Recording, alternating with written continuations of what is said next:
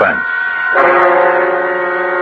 From Hollywood, radio's outstanding theater of thrills, and its producer, the master of mystery and adventure, William N. Robeson. Good evening. Tonight we have taken a page from Collier's magazine. Several pages, in fact. A story called Where the Warriors Crossed by William Eastlake.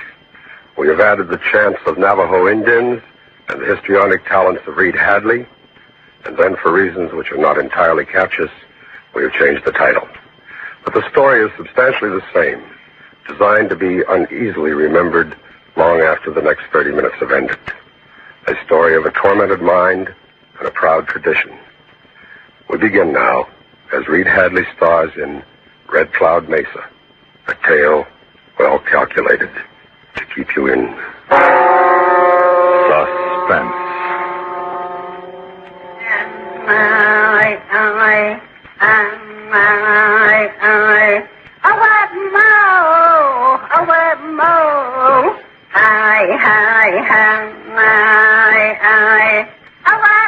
Red Cloud Mesa, a great red stone fist thrusting into the thin air above the flat plateau.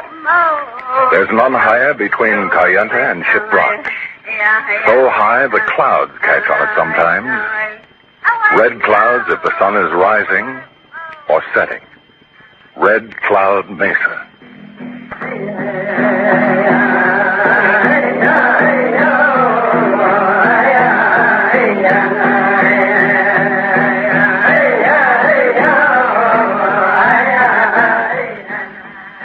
Below the mesa where the wheel tracks snake across the reservation from Gallup is the Red Cloud trading post.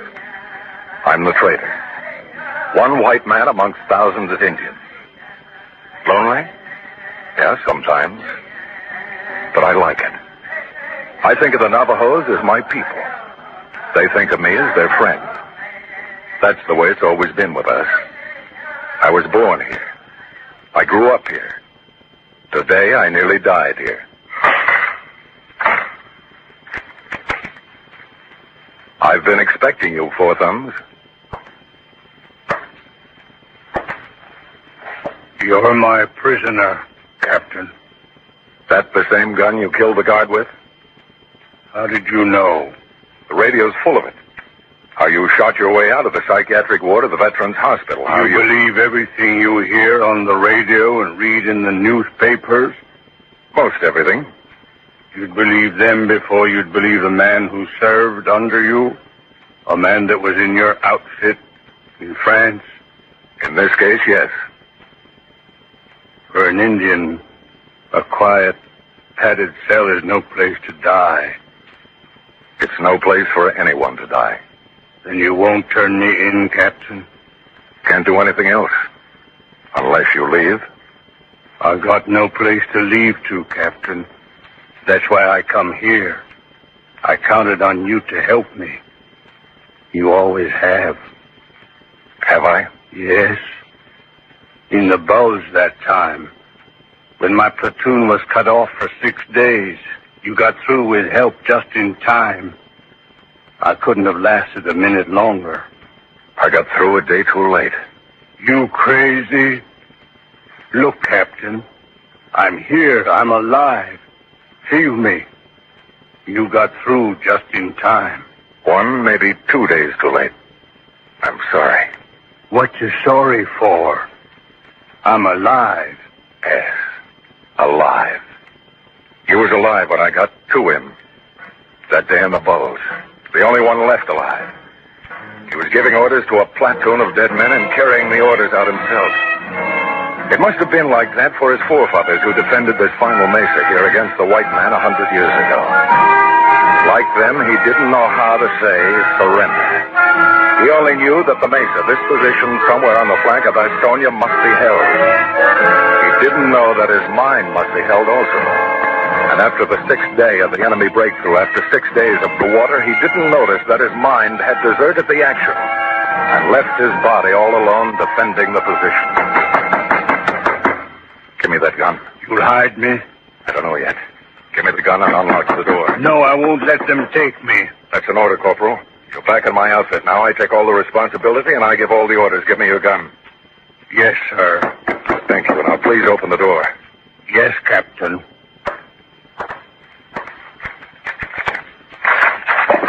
You heard the news, Mr. Bowman. What news? That psycho from Window Rock broke out, killed a man, and ditched his car in the Shawili. They figure he's headed this way. I heard. We better be ready. We are ready. Rabbit Stockings, I want you to meet one of us. One of us? One of us, I want you to meet Rabbit Stockings. Yate, one of us. Yate, Rabbit Stockings. If he is headed this way, Mr. Bowman, I could begin to put my knowledge into motion. Rabbit Stockings is referring to the correspondence course he's taking to learn to be an FBI man. I am also taking a course in bodybuilding, pedicure, and diesel engines. Why? Because I don't want to be a dumb Indian all my life. I want to have a white man's diploma in something. I think you're crazy. Would you care to look at my latest Men Wanted bulletins? No. The truck is coming. Not a diesel. A gasoline-driven truck. I can tell by the sound. Looks like old man McGurry's pickup. Captain. Maybe you'd better let Rabbit Stocking show you his FBI lesson, one of us. Yes, sir. Come then. Because you are Mr. Bowman's friend, I will show you the secret place where I hide my white man's knowledge from the dumb Indians. I still think you're crazy. Go out the back way. Yes, sir. Yeah, it was old man McGurry's pickup, all right. But it carried a passenger I was expecting. State Trooper Arturo Trujillo, who was responsible to the citizens of New Mexico for keeping the peace in 1,000 square miles of Indian and white man's land. He was in old man McGurry's pickup because the state took a dim view of buying him a new front end for his black and white patrol car every time he had to chase an Indian through the backcountry. What is this, George? Oh, hi, Arturo. What's new? We got Indian trouble. Give me a pack of cigarettes and a candy bar. Yeah. Here you are. Thanks. I'm supposed to be watching my figure, but they say this is quick energy. How's the wife? Well, she's watching her figure. And McGurry's boy, he's still watching her figure? Not anymore, he ain't. Had a talk with him the other night, out of uniform. Uh-huh. Where are you hiding the Indian? Oh, that's why I pay my taxes, to pay you to find out where they hide. New Mexico don't collect enough taxes for that. We need your help. Don't ask me any questions, Arturo. Just don't ask me any questions. Okay. But don't make me look bad. Ever been in a padded cell, Arturo? Oh, me? You think I'm crazy or something? No, of course not. But take a look out that front window. I've seen the view before. Looking out there, you'd think this Navajo land went on forever. On and on from one blue range of mountains to the next. Can you imagine an Indian born out here dying in a padded cell? Okay, George. Just don't make me look bad. That's all. Promise you won't make me look bad. Promise me you won't try to be a hero? Listen, you got 60,000 Indians on this reservation. Think I want to be a hero with those kind of odds? I like to come home nights in one piece. I don't blame you. You have a very attractive wife. Here, take her some of these candy bars. My compliments. All this time, I never suspected you. Well, you should spend more time at home, Arturo. I know. That's where I'm going now. But first, I got to take a look around. Got to make a report. Don't forget, I got a citizen outside. Old man McGurry. I got to go through the motions. I'll send Yellow Salt for someone to show you around. What can Yellow Salt do? You don't understand these people, Arturo. Yellow Salt is an elder. So he squats on the trading post porch all day while his wife herds the sheep. It is the privilege of an elder. Wish I knew their secret. They'd like to get an honest day's work out of my wife. I'll be right back.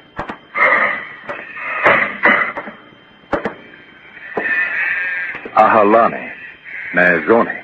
Ahalane, Sansia. The ending of the day finds you well, Yellow Salt? Well enough, but I have been asking myself a question. Oh, what is the question, brother? Perhaps I can help find an answer. It is this, Sansia. What is the cop doing here? He's perfectly safe. He's got to make a report. We don't want to make him look bad. Fancier, this presents another question. What is it he doesn't want to look bad about? That psycho boy, Four Thumbs. He escaped and killed a man. The cop has orders to look for him. They want to put him back in a padded cell. Then really, Fancier, what can I do not to help? Why, really not to help. Go find me a boy named One of Us, who is with Rabbit Stocking, so he can show this officer around so that this officer can make out a report and not look so bad that they will send someone else who is thinking in terms of heroic action. Or worse, someone who is sincere. As you say, then, I will do my very best not to help, since this officer is not sincere. You know where Rabbit Stockings hides his white man's lessons. Everybody knows. In that little cave where the petrified tree rolled off the edge of Black Canyon. Everybody knows? Even so, only Rabbit Stockings does not know that everybody knows. So he still has his secret. My thanks go with you, brother. It is an honor to be able not to help the police. Someone will be here to show you around in a few minutes, Arturo. Thanks, George. I just want to look, I don't want to look bad, Don't worry, you won't look bad. I always get the feeling that these Indians of yours don't trust me. That they don't trust sincere people. Are you sincere, Arturo? Huh? I don't get you. Well, the Navajos feel that their nation has been cheated out of almost everything they ever owned by sincere people. I think they have a point there. It looks like you don't trust them. What do you mean? How come you got this carbine leaning against the showcase? Hey, watch out, it's loaded. But why? I don't know, really. I live with that gun from Red Beach to the Rhine. Sort of became a part of me. I just feel better having it around. Better or more sincere, George?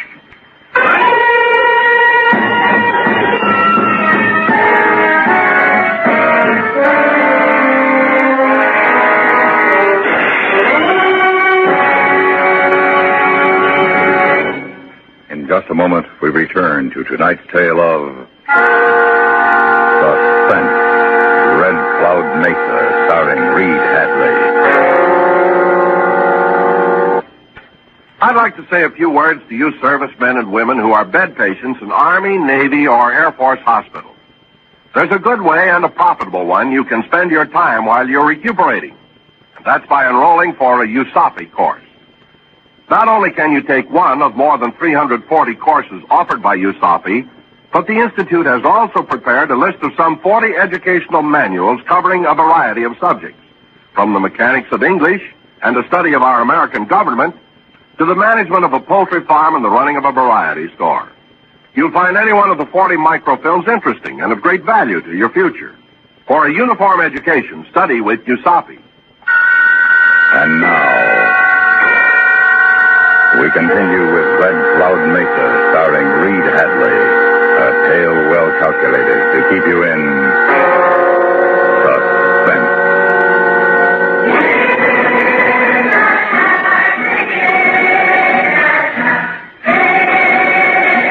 I realize now how foolish I was. But at the time, I was seduced by the delicious irony of the situation. What less sincere way to make State Trooper Trujillo not look bad than to have the man he was hunting show him around? I thought I was thinking as a Navajo thinks. I should have realized that this is as impossible as it would be for Rabbit Stockings to think as a white man thinks. It is very dark in here, Rabbit Stockings. It should be. The sun has not warmed this earth for 60 million years. I have a candle somewhere. Here it is. What is this talk of 60 million years? Look about you. The roots of the ancient tree turned to stone. When the tree at last rolled into the canyon, it left this cave where its roots had been for 60 million Where years. did you hear this child's story? Mr. Bowman told me. The Sancia says it is science. See this rock? He says it's called petrified The wood. Sancia is crazy. All white men are crazy. Crazy enough to own the world. Crazy enough to herd all the dumb Indians onto reservations. You want to be a dumb Indian all your life? Don't you want to have a white man's diploma in something? No, because I'm not crazy. I just cannot believe that one does not seek to better oneself. Listen. You learn every word in those lessons. You think any white man will give you a job? They used to say the only good Indian is a dead Indian. Now they change it a little. They say the only good Indian is a dumb Indian, a blanket Indian. But you see, next time they go crazy, next time they start fighting, they'll change again. Then they'll say the only good Indian is the Indian who fights for his country. And they'll take you out and teach you to kill and kill and kill. They teach you so good, they get hurt feelings when you can't forget how to kill. We are a peaceful people, one of us. Not everyone is like that crazy psycho Indian from Window Rock who shot his way out of the... I will kill you, Rabbit Stocking. Put down that rock. Petrified wood, you said it was. A piece of the Sansia's phony tree. But it's hard enough and sharp enough to smash your crazy head. I do not understand. I meant nothing by what I said. You said too much, Rabbit Stockings. You think this cave has been here for 60 million years? Very well. You shall remain in it for another 60 million. No, don't. Officer. Huh? I'll take that rock. I didn't hear you behind me. I didn't mean that you should. It is an interesting rock. See how it glints in the candlelight? But Sansia's 60 million years. It's difficult for even an Indian to believe. Sansia's crazy. Of course. You saved my life, Yellowstone.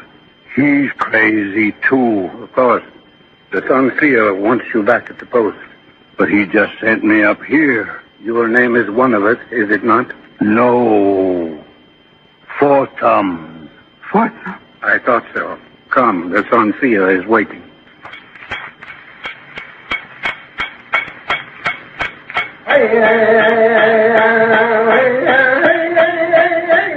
In the back room of the trading post, Ben Yazzie, the silversmith, was singing as he hammered away at a turquoise-studded gatehouse.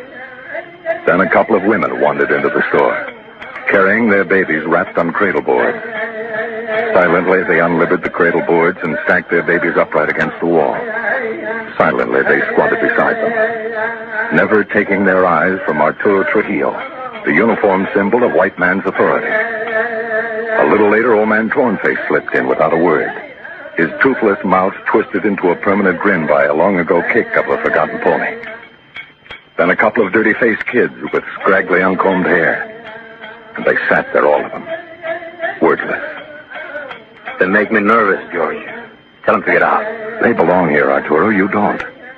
You're making me look bad in front of them, George. What do you care, just so you don't look bad in front of the white men and Gallup? All right, George. All right. He turned his back on his silent audience, stamped out a cigarette, and began to build a pyramid with the candy bars I had given him for his wife. He worked at his pointless task with such intensity that sweat stood out in the afternoon stubble on his jaw. There was no sound now. It was silent inside the storeroom, silent as death. Outside, silence too, save for the Albuquerque plain far off. And closer, a fly buzzing on the screen door. The pyramid was finished, all but the capstone. Arturo carefully raised the final candy bar. Hey, what's the big idea? You made me wreck it. You're crazy. What did you say? I said you're crazy. Want to make something of it? I was just having some fun.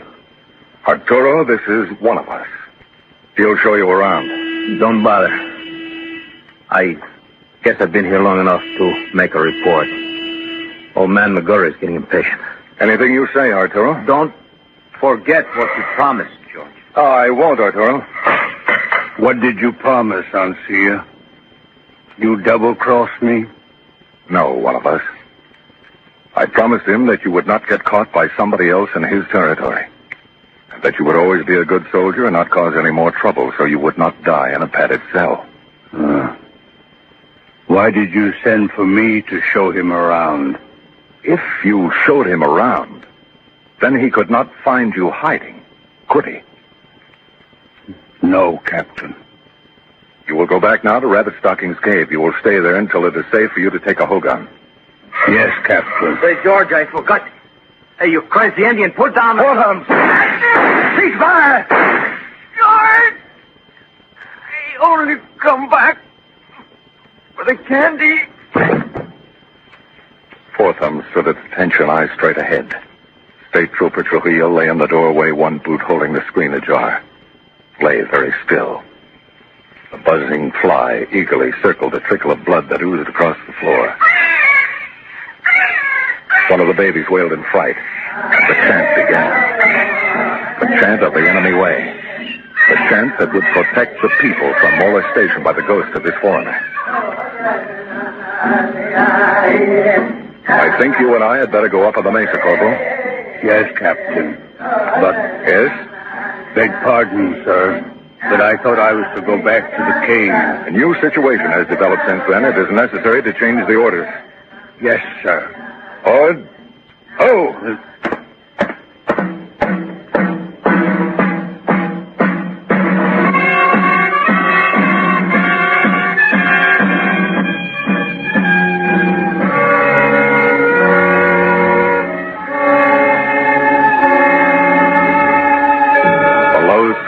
Stretched away to the limitless yellow horizon as we started up the narrow trail along the face of the mesa.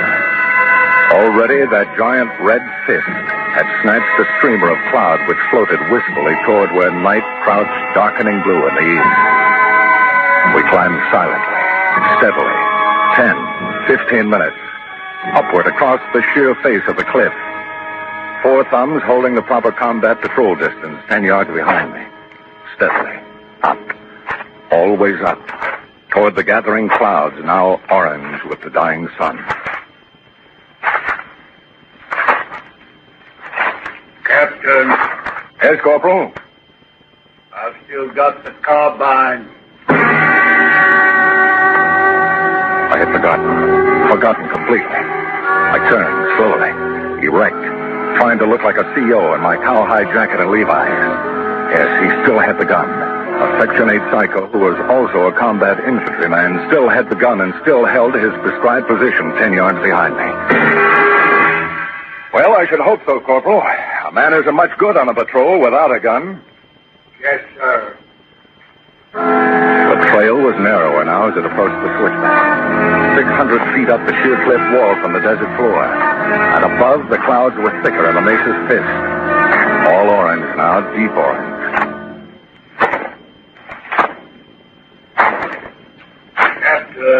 Yes, Corporal? Ever hear of an officer being shot in the back by one of his own men?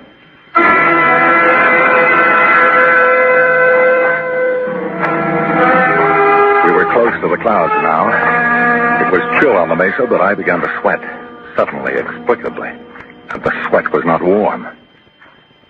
Oh, you hear stories like that from time to time, back of the lines. Up front? Well, I suppose it depends on what kind of a leader a man is. Yes, Captain.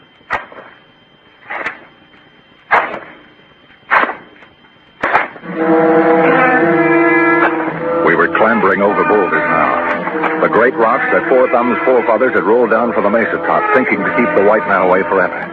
They almost did. But defending this final fort, the top of this dry mesa, 200 feet above us in the clouds, they ran out of water. No one quit. They were still up there.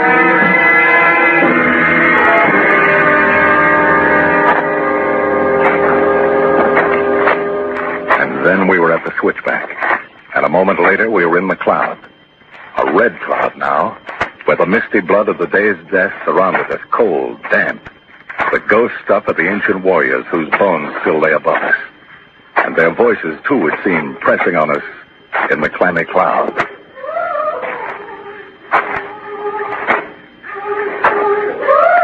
All right, take 5, Corporal. Yes, sir. I stopped and leaned back against the cliff wall. The trail was only a foot wide here. Out beyond the red mist. I waited. And Only knew his coming by the sound of his footfalls until all at once he materialized beside me. He leaned back, too, careful to keep the carbine on his right side, the side away from me. I heard plenty of stories like that overseas, Captain. Oh, I dare say it's happened. More than once. Any leader takes a chance. That's one of the risks of leadership. In combat, when a man's head races with blood, when it's kill or be killed, sure, it could happen, but... But what, sir? Well, when a soldier comes back out of the lines, when a soldier is back in the rear area and safe and begins to kill his own outfit, and there's nothing anyone can do to help him. Help? That's what I said. No longer any help for him. Then it's up to the soldier himself, if he isn't crazy, to figure out a way of saving the outfit he's destroying. Yes, sir. We're cut off completely up here, Corporal. You can do anything you want with the rest of the outfit. You've got the gun. Yes, Captain.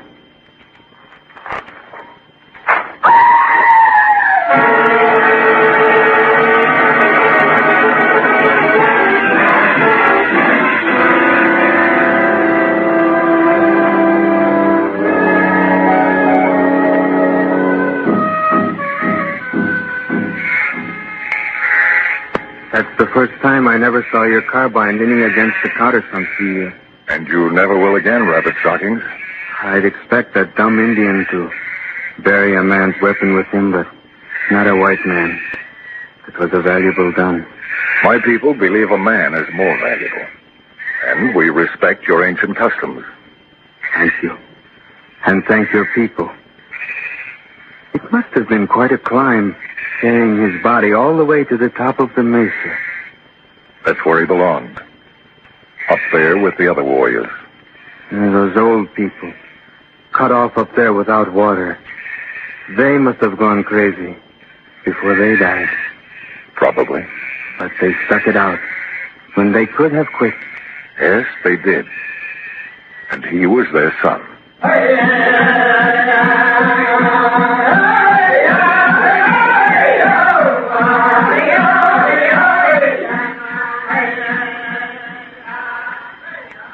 Suspense. In which Reed Hadley starred in Red Cloud Mesa. Listen. Listen to Suspense when we return with Miss Sarah Churchill in Charles Dickens' tale of terror, The Signalman. A story well calculated to keep you in suspense. Suspense is produced and directed in Hollywood by William N. Robeson. Red Cloud Mesa was adapted by Mr. Robeson from the Collier's magazine story, Where the Warriors Crossed by William Eastlake.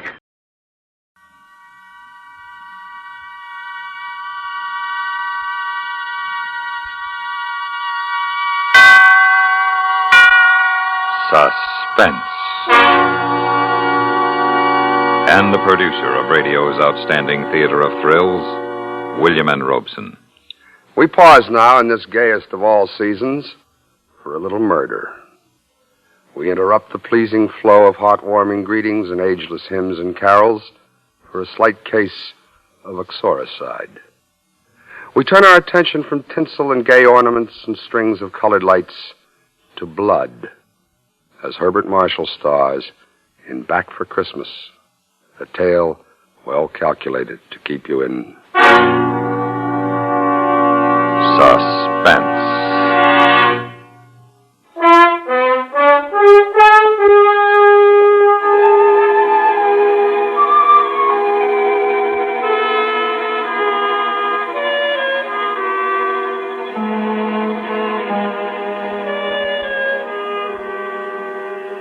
Happy, Mrs. Carpenter? Deliriously, Professor Carpenter. Well, then how about another glass of champagne? Nothing goes better with a happy bride than a glass of bubbly. Nothing? How about a happy husband? That you have. To us. To us. Forever. Darling. Oh, Herbert, I'm afraid it's all a dream, and I'll wake up any minute to find myself back in that drab little bookshop in Leicester Street, searching for obscure volumes for absent-minded professors. Oh, so that's what you thought of me. Oh, not you, Herbert. You were different. I felt it the first time you came into the place. Premonition, second sight. You knew at that minute, I suppose, that I would whisk you off to America and make you my wife. Well, not exactly. But I'm awfully glad you did. Do you think you like America? I love it. I thought perhaps after this lecture tour is over, I might try to find a connection at some college or other and just stay on. What would you say to that? I say, wherever you are is where I want to be. Now, who in the world... Who is it? Bellboy, sir. Just a minute. Yes, what is it? A letter, sir, for Mrs. Carpenter. For Mrs.? Here, let me have it. Here. Thank you, sir. A letter for Mrs. Carpenter? Herbert, you were a widower, weren't you? I mean, Hermione isn't still alive. Well, good heavens, no. But that letter... No one back in England knows that I'm married. Let's forget it, shall we? And have another glass of wine. I've often wondered what she was like.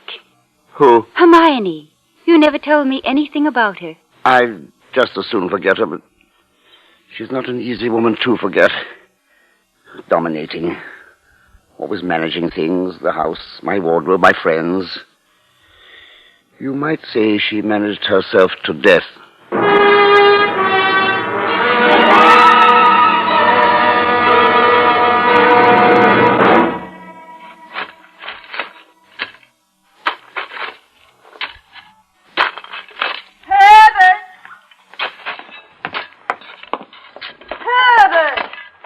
Yes, Hermione.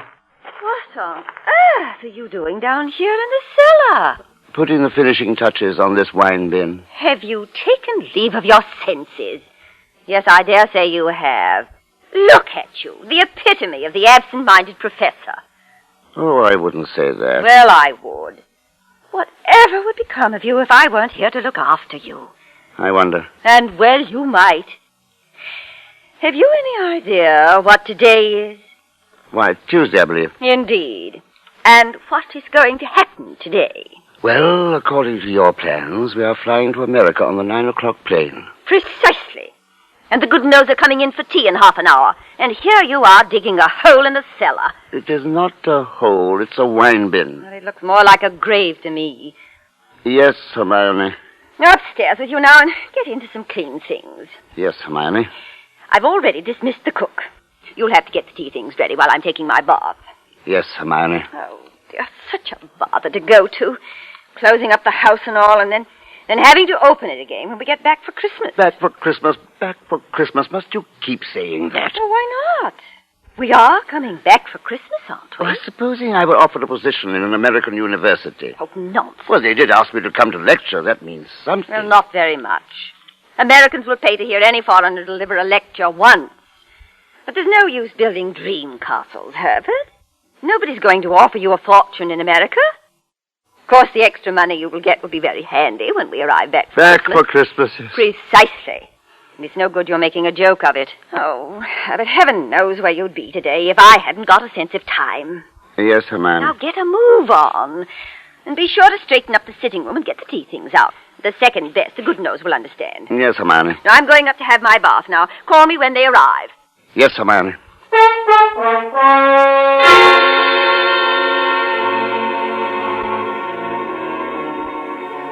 Yes, Hermione. Yes, Hermione. 20 years of it. 20 years of Hermione being right. 20 years of personal management. Down to the smallest detail of which necktie to wear and how many minutes one's eggs should be cooked. 20 years of slow strangulation, which would only have ended in dull death if it had not been for Marion. At least Marion was one detail that Hermione could not manage, could not even imagine. The mousy proprietor of a bookstore, proper, ever so intellectual with her heavy horn-rimmed spectacles, and the absent-minded professor. But such things do happen sometimes, as they did that afternoon last summer. Good afternoon. Oh, good afternoon. Is Miss Markham about? Well, Oh, bless me. Is it you, Miss Markham? Yes, Professor Carpenter. But I say I didn't recognize you without your glasses. Why, I thought you couldn't see a thing without them. I can't. But you're not wearing them. Oh, yes, I am. Contact lenses. Well, I must say. Must say what, Professor? Oh, I never realized what lovely eyes you have. Thank you, Professor. And that frock, it is so becoming. Well, once I decided to get rid of the horn-rimmed glasses, it wasn't too difficult to get out of tweeds. It's a delightful transformation. From cocoon to butterfly. Yes, butterflies are not nearly as lonely as cocoons. You're lonely? I'm completely alone since my father died. Did you never think of marrying? My father was a very remarkable man. I never found anyone who could measure up to him, so... Oh, what a pity. How long have you been alone, Professor? Alone? Well, I knew you were a widower, of course, the first time I saw you. A widower? Oh, I can always tell. It was the same with my father. There's a certain sadness in a man's eyes. A sweet sadness, I think, when he's been married and then... A widower? I never thought of it quite that way. Oh, I have your books. Books? Yes, the ones you ordered last week. That's what you came by for, wasn't it? Yes, I suppose it is. I'd quite forgotten. The Phytotomy of Phalloid Gamophytites and Coniferous Shrubs of North America. Those are the ones you ordered, aren't they? Yes. Thank you. You're very kind, Miss Markham. Why kind, Professor Carpenter? Oh, not many young ladies in bookshops who go out of their way to look up rare books for an old professor of botany. Why, you're not old, Professor Carpenter. Really, you look... Besides, I adore botany. It's my particular hobby. Oh, really? You never told me that before, Miss Markham. I was afraid to. You always intimidated me. You seemed so preoccupied. Yes, I suppose I did. Well, you might be interested in some specimens of alpine polyanths that were just sent to me by a friend in Switzerland. Switzerland? Oh, I used to go there always for my holidays before the war. You like Switzerland? Oh, every part of it. The lakes, the mountains, the beautiful spring flowers, especially the flowers. It seems that we have quite a lot in common, Miss Markham. I'm sorry we haven't met before. I am too. But perhaps we can make up for it in the future. Indeed we shall.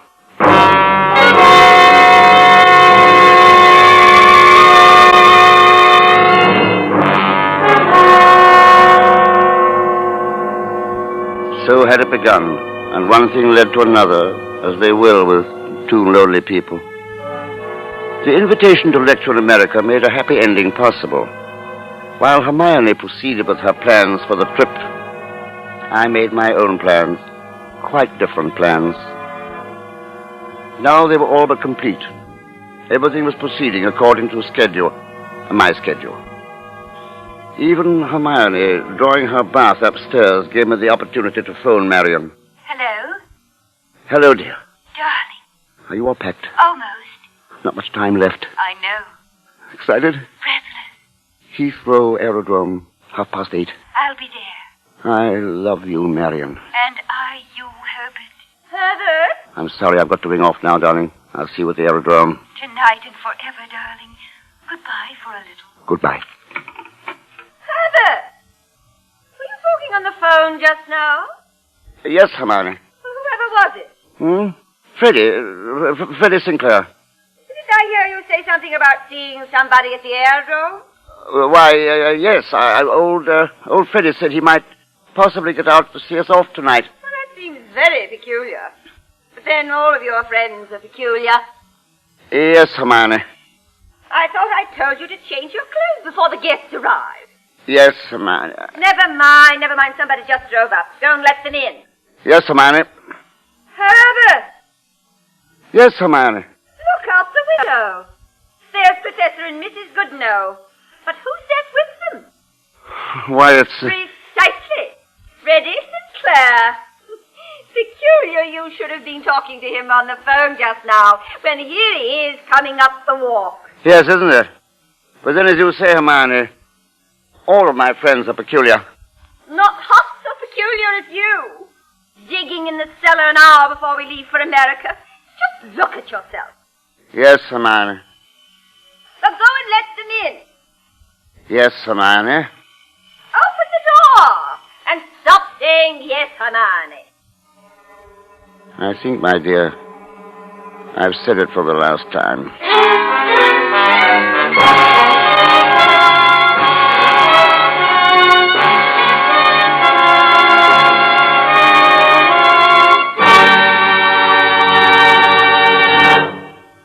In a moment, we continue with Suspense. Songs make Christmas. And for this Christmas Eve, you have a very special invitation from CBS Radio to raise your voice in all the old familiar songs in A Carol Sing led by Bing Crosby. On this festive hour-long holiday show, you'll also hear Rosemary Clooney, Maurice Chevalier, Sarah Churchill, the Paul Weston Orchestra, and the Norman Luboff Choir. There'll be pickups of voices raised in Christmas song from far-off corners of the world. Whatever you're doing this Christmas Eve, wrapping packages, trimming the tree, entertaining friends, add new joy to the evening as all of you sing with Bing. And now, we continue with Back for Christmas, starring Herbert Marshall. A tale well calculated to keep you in suspense.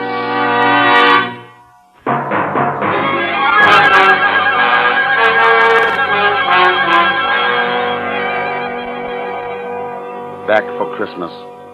Hermione was so positive we would be back for Christmas. That afternoon, pouring tea for a few friends who had come in to say last-minute farewells, she kept reiterating it. Now, mind your Hermione. Don't let those Americans lure your husband with one of their fat university jobs. We absolutely must have you with us for Christmas. Oh, we will be back, I promise you. Oh, it's not absolutely certain, of course. Herbert, what do you mean it's not certain? Of course it's certain. After all, Herbert, old boy, you've contracted to lecture for only 2 months. Quite right, Freddie, but then, of course, anything may happen. Herbert adores being unpredictable.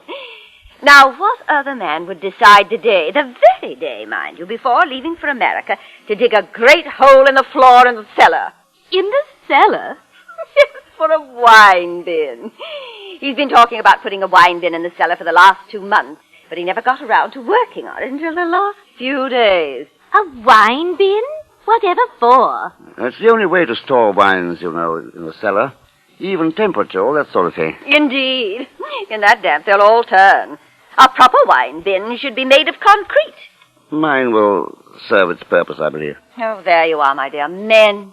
They're impractical little boys at heart, all of them. I don't know, Hermione. Indeed they are. But not all of them are fortunate enough to have as practical a wife as you, Hermione. Oh, not really. Oh, yes, my dear. I know I could never have done what you've done. I'd just go to pieces. Imagine, Freddie, all the things one has to do before such a journey, and Hermione's done them all by herself. Oh, yes, Hermione is quite remarkable. Well, someone had to do them, and Herbert's no help. He's a lucky man to have you, my dear. You realize that, don't you, Herbert? Oh, indeed I do. You have no idea how well I realize it. Well, we really must be going. So soon? Oh, yes. I'm sure even you have at least a few last-minute things you must attend to. But don't forget, you'll be back for Christmas, if you may count on it. Bon voyage, then, my dear Hermione. Goodbye, dear. Goodbye, Hermione. Oh, not yet, Freddie. We'll make our farewells at the aerodrome. At the aerodrome? Why, yes. Herbert said you phoned to say you'd see us off at Heathrow. I phoned? Yes. Just a few minutes before you arrived. But I couldn't have. I've been out for a drive all the afternoon. Oh, come, Freddie. You may as well own up. I say, look here, old chap. I don't know what you're trying to... You see, Herbert can't even lie well. He's red as a beetroot. Aren't you ashamed of yourself, Herbert, stringing poor Hermione along like that? Well, I suppose the game is up. It wasn't Freddie I was talking to, Hermione. Well, I don't see how it could have been. No, I was, well, it was about a little surprise I was planning for you. How sweet. And I have a surprise for you, too, Herbert, when I bring you back for Christmas. Merciful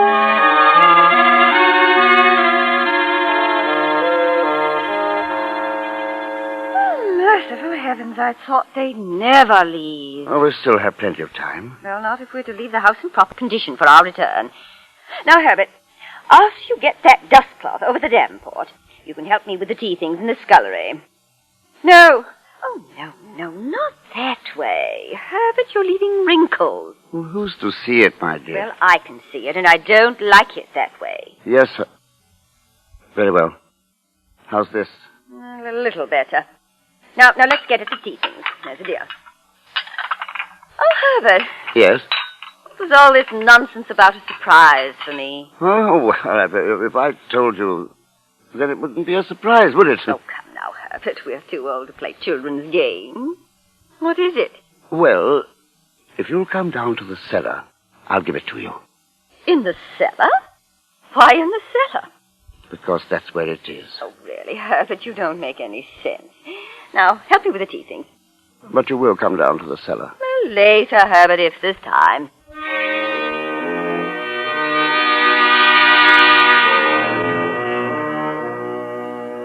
Time. There had to be time. But Hermione was meticulous. And each cup had to be washed and dried just so, and put away in the cupboard in its accustomed place just so. And the silver had to be carefully wiped and put away in its plush-lined box just so. And then, once more, all the dust covers had to be straightened and the windows checked to be sure they were locked. And the time was running short. Now, I think that's everything. Everything but your surprise. Will you come down to the cellar now? Well, can't you bring it up here? Oh, no, that would be quite impossible. Oh, it's so dusty down there, and I'm all dressed for the trip. I know, but it'll only take a minute, and you'll find it quite worthwhile, I'm sure. Oh, very well. She went ahead down the cellar stairs. As we reached the bottom, I silently lifted a small crowbar from a nail in the wall. She stood in the middle of the cellar, peering around in the ill-lit gloom. Well, I don't see anything but that hole you've dug. That's it. It's in there. Where? Look closer. Step closer to it. Right to the edge. Really, Herbert? Now do you see it? A little large for a wine bin, but just right for a grave.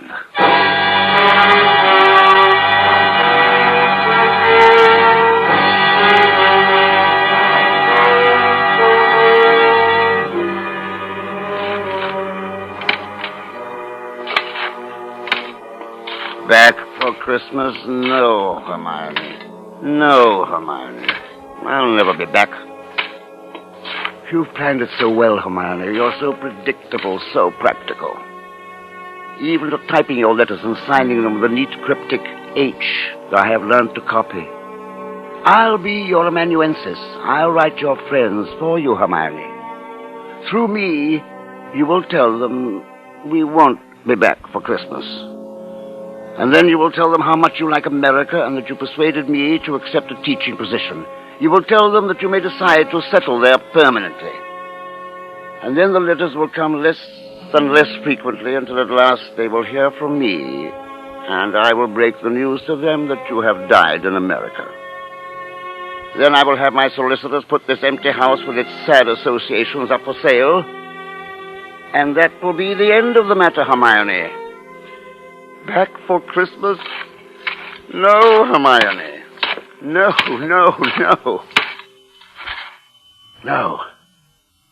No. Not now. Go away, whoever you are, go away. Did I leave the front door unlocked? No. I say, Herbert. Where am I? Just keep calm, keep quiet. They won't look down here in the cellar. Keep calm. They'll go away. Oh, where can they be? Perhaps they popped round to the dell. We must see them. Or perhaps the shop. There's something at the last minute, huh? Oh, not Hermione. I say, shall I shout? Jones might not be tactful. Oh, there's no harm in a shout. No. Now, let's come in on our way back. Hermione said they wouldn't leave till 7. All right. Only I do want a last drink with old Herbert. You know he'd be hurt. All right. Let's hurry. We can be back by 6:30. 6:30. There's still time.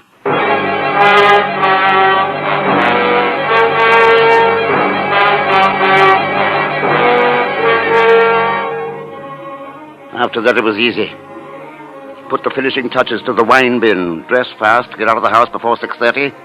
Take the tube to Waterloo Air Terminal and the airline's bus to Heathrow, all according to plan, Hermione's plan. But from here on, my plan. Announcing the arrival of BOAC Flight 14 from Rome, Calcutta, and Melbourne. Passengers will please report to customs Darling. at the end Oh, of the landing Herbert. ramp. Right on time, my dear. TWA flight Shall we check in? 509 Whatever from you Paris say. and Frankfurt. Scared? I never felt safer in my life.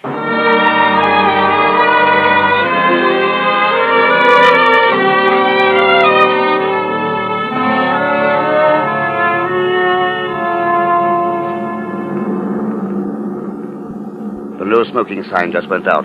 Careful of cigarette, darling. Yes, thanks. Ever been on a plane before? No, you? My first time, too. Oh, how nice. To enjoy a first experience together. I was worried. About what? Well, you having been married once, nothing would be new to you. My darling, it will be new. All of it. Is everything all right? Yes, thank you.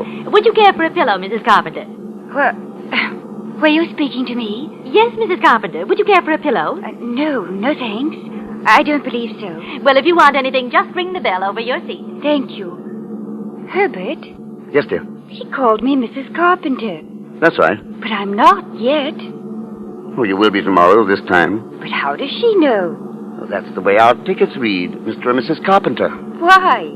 I wanted you to get used to being Mrs. Carpenter straight off. Oh, Herbert, you're a dear. You think of everything.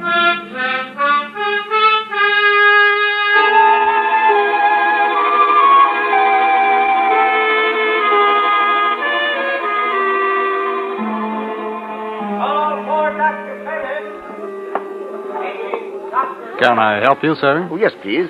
Professor and Mrs. Carpenter. We have reservations, I believe. Oh, yes. We've been expecting you, sir. Take Professor and Mrs. Carpenter's luggage up to their suite. You know, frankly, Mrs. Carpenter, you're quite a surprise. Your letter reserving the rooms was so thorough, I was expecting an older, more forbidding sort of person. My letter reserving the room? Oh, I wrote the letter, my dear, and I signed it Mrs. Herbert Carpenter, just as a joke. Oh, what a cunning old fox you are, Herbert. Now that I think of it, I am rather.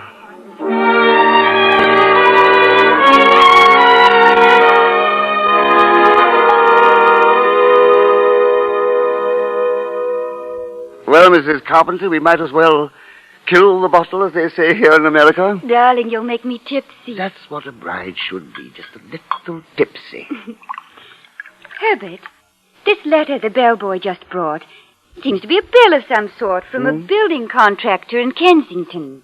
Oh, some mistake, no doubt. And addressed to me? Well, give it here and we'll get to the bottom of the matter.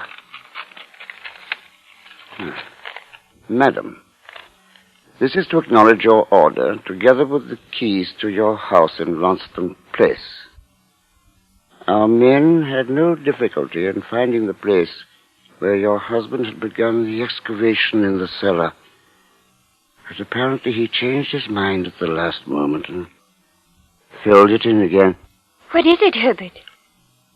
Our men will begin digging tomorrow, and you may rest assured this will be a professional concrete line job, and will be completed in ample time for your surprise Christmas present to your husband. We are happy to be conspirators with you in this thoughtful gesture, and hope that Professor Carpenter will be pleased with our construction of his wine bin. Very truly yours, Paul Holt and Sons Contractors. What does it mean, Herbert? It means that Hermione was right. I will be back for Christmas.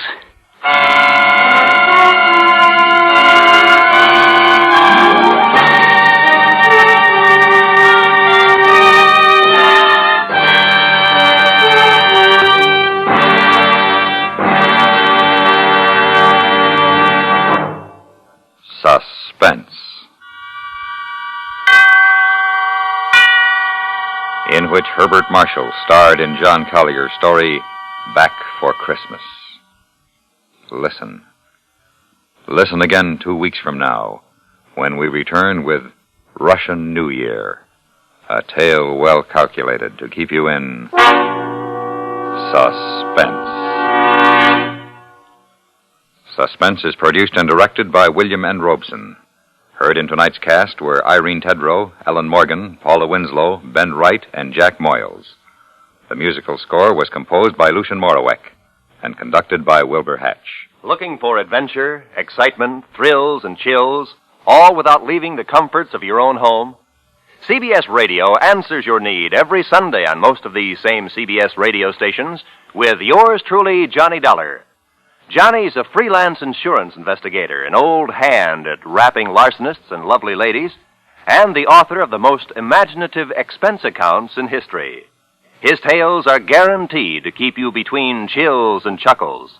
And you'll find yours truly, Johnny Dollar, right on the job when he tackles his next baffling case a little later on in the day. Ladies and gentlemen, don't let death take your holiday. The traffic death toll over these Christmas holidays will be more than twice the average for any other week of the year. Don't allow the holiday spirit, the rush and activity to make you careless. Stay alert. Drive especially carefully. Remember, the best Christmas present is your presence. Stay tuned now for 5 minutes of CBS News, to be followed over most of these same CBS radio stations by Indictment.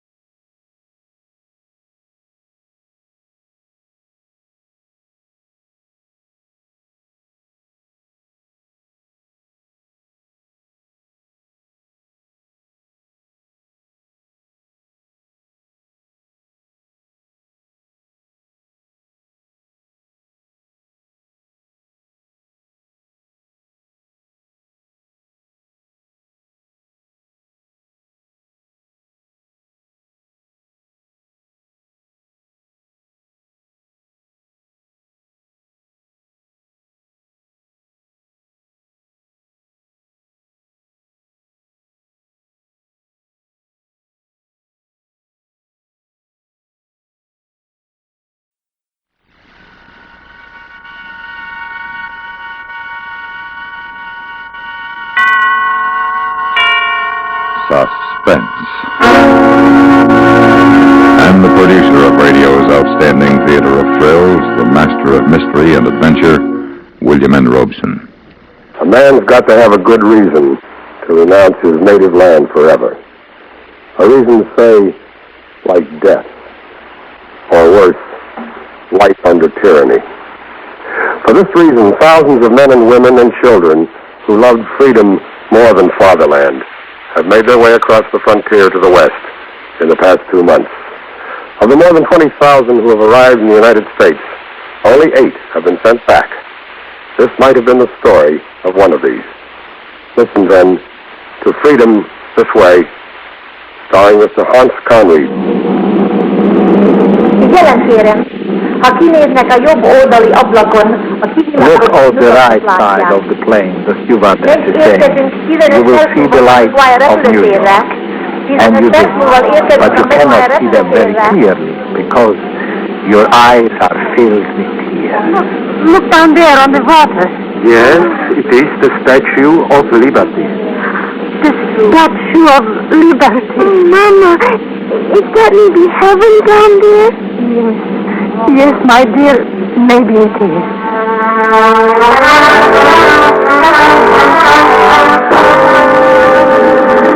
Mi most a McGuire repülőtérre vagyunk, New Jersey-ben. No, she's telling you you are landing at the McGuire Air Force Base in New Jersey, in America. Stay in your seat, she says, until your name is called. And that is all right. You can wait a little longer now that you are safe. You can sit and wait and listen to the band outside, welcoming you with the music that reminds you of home. Hello, George. You don't hear the officer the first time. You lean back in that seat, wrapped in the warm mantle of security. Hello, George. Oh, yes, sir. You, Ballad? Yes, sir. Come with me. Alone. Oh, but sir, You understand English, don't you? Yes, sir. I said come with me. Alone.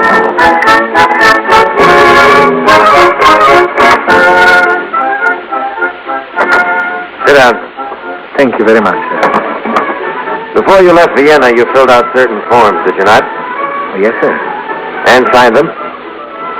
Yes, sir. Is this one of the forms you filled out? Yes. And this is your signature? Ballad?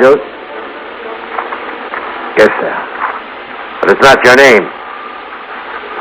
Is it? Is it? No. Your real name is Bartok, isn't it? Yes, sir. Gazer Bartok. Do you know that the penalty for giving false information to the United States immigration authorities is immediate deportation to the country of your origin? No, sir. No, I can't go back. You should have thought of that when you falsified your entry papers. No, I couldn't help it, sir. I had to. Why did you have to? Will you believe me if I tell you, sir? I'll try to. You people are welcome here, or we wouldn't have brought you here, but you've got to play the game according to the rules. I know, sir. It was wrong of me, I suppose, but there was nothing else I could do. It's difficult to explain. How shall I put it? We were free, you see. For 5 days, we were free. I was one of the ones who took over Radio Budapest on 23rd October. We renamed it Radio Free Budapest, and we broadcast truth instead of lies, but not for long. 2 days after the Russians returned, while the Hungarian freedom fighters were selling each street corner with their lives, I made the last draw. Ez a Budapest Szabadság Rádió. The Red Army says, I am marching rapidly now. We haven't got enough guns or enough ammunition. But we will hold out to the last drop of blood. Please stand by at it. Goodbye, friends. God save our souls. The Russians are pleasing.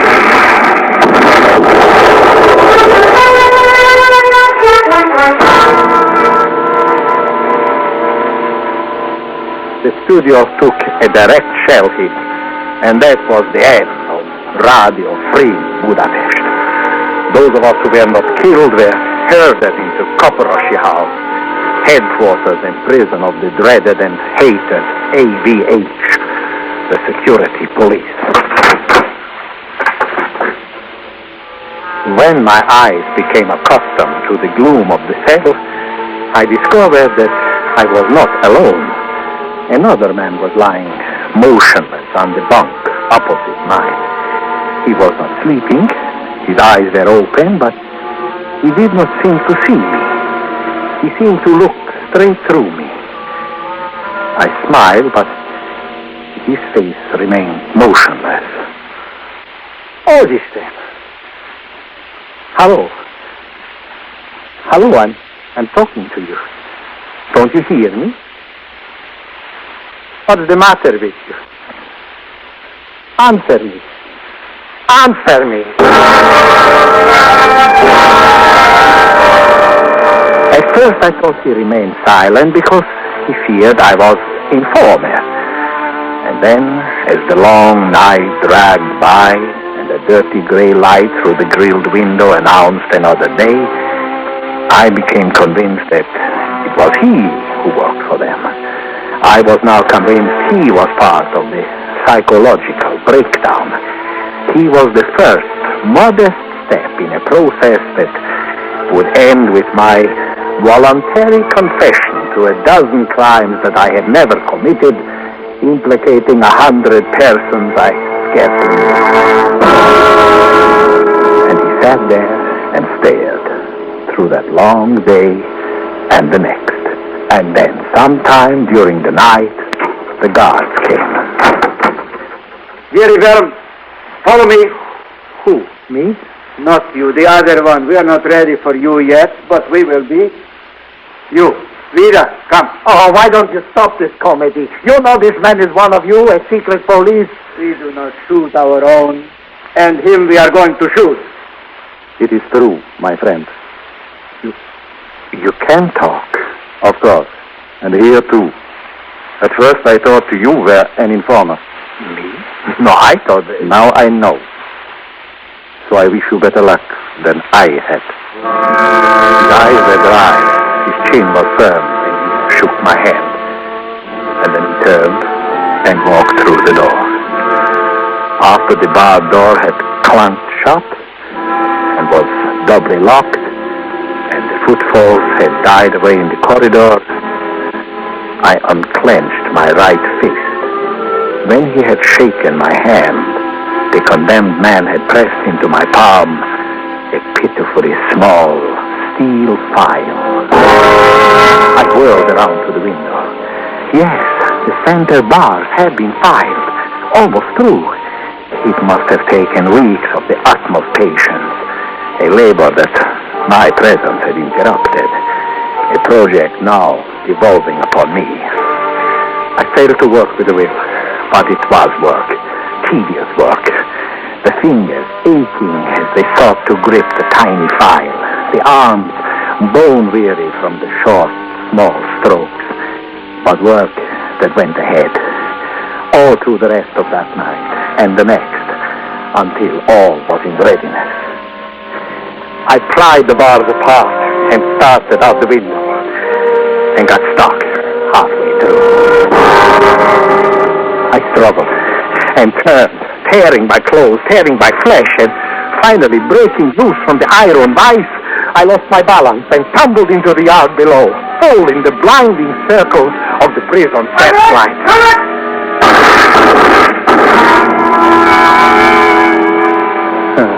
Here, drink this slowly. Thank you.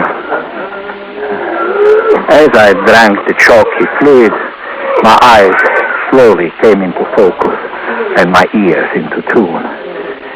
I was in a bed in a hospital ward.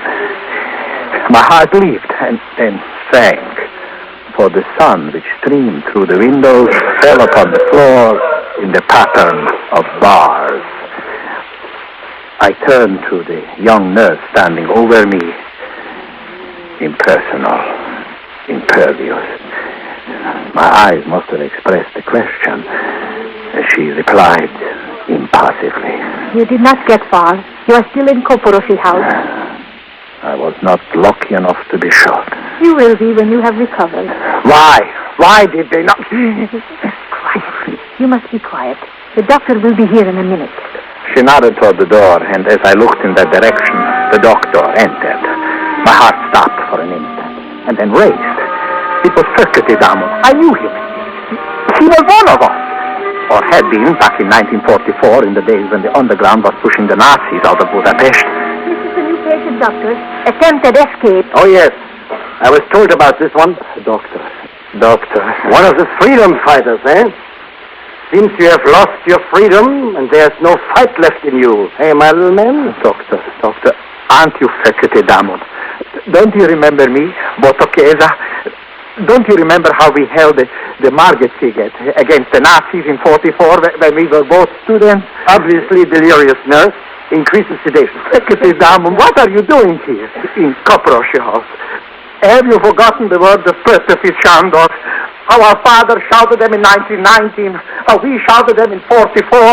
How those kids shouted them last week. Marchers, rise! Your country calls you. Meat is our, whatever befalls you. Yes, obviously delirious. Better move him to a private room where he can't disturb the others. Yes, doctor. Now, the next case.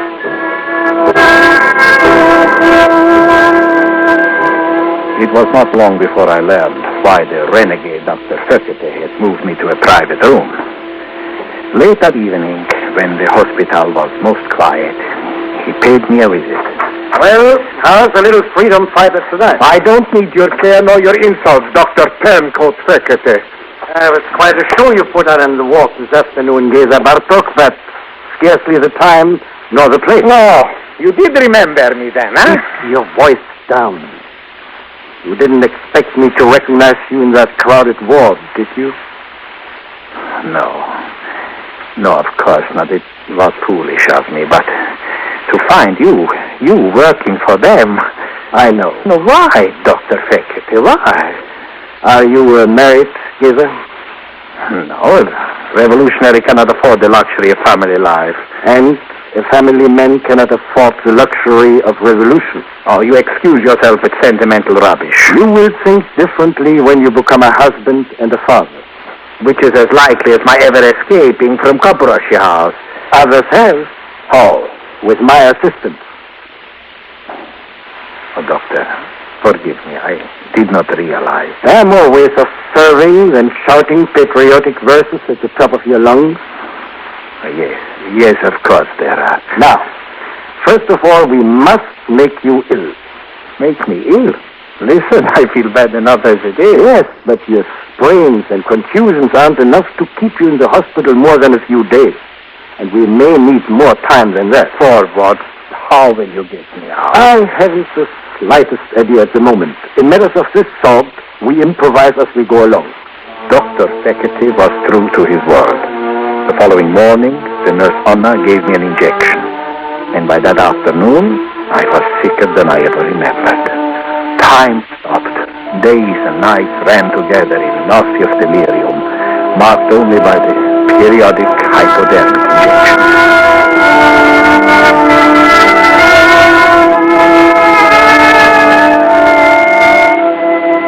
At last came the day when the injection did not throw me into wretched convulsions. Instead, my head seemed to be clearer. I was dimly aware of being wheeled along the corridor by Nurse Anna. And then I found myself in a small operating room. Dr. Ferkete was there, and the nurse, and a still form on the operating table. A form with a sheet drawn over its head. And vaguely I heard Dr. Ferkete say, "Make out the death certificate this way, nurse. Name, Bartok Geza. Cause of death, internal injuries sustained while attempting escape." Doctor. Yes, Geza? Just lie quietly, since you are now quite dead. You can fill in the rest of it down at the morgue. There is no more room in the morgue, doctor. They are stacking the bodies in the courtyard now. Good.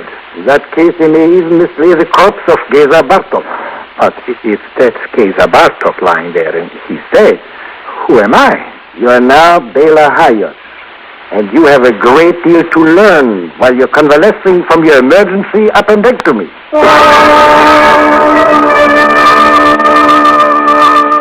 It seemed too good to be true. There must be a flaw somewhere. I worried about it. I wondered about it as the nurse wheeled me back to a new room, to Bela Hayosh's room. When the doctor came by that night, my head was buzzing with a dozen unanswered questions. But doctor, if I couldn't hope to get out of Koproshi House, how can you be so sure that Bela Hayosh will be released? Bela Hayosh was picked up along with 100 other suspects 2 days before the rebellion began. The security police could prove nothing against him. Then why wasn't he free when we took over the city? He was in the prison hospital with acute appendicitis, too sick to be moved. He was still there when the Russians returned. Certain proof that he had nothing to do with the rebellion. He will be released as soon as your appendectomy is healed. You are sure? I guarantee it. Now take this and learn it tonight. What is it? The facts about Bela Hayosh. The answers to the questions you will be asked before they release you. You must be able to answer everything on this page instantly. A single slip will mean death for you. And for me too. Why are you doing this, doctor? Call it patriotism or a guilty conscience. In any case, it's the least I can do for men like you.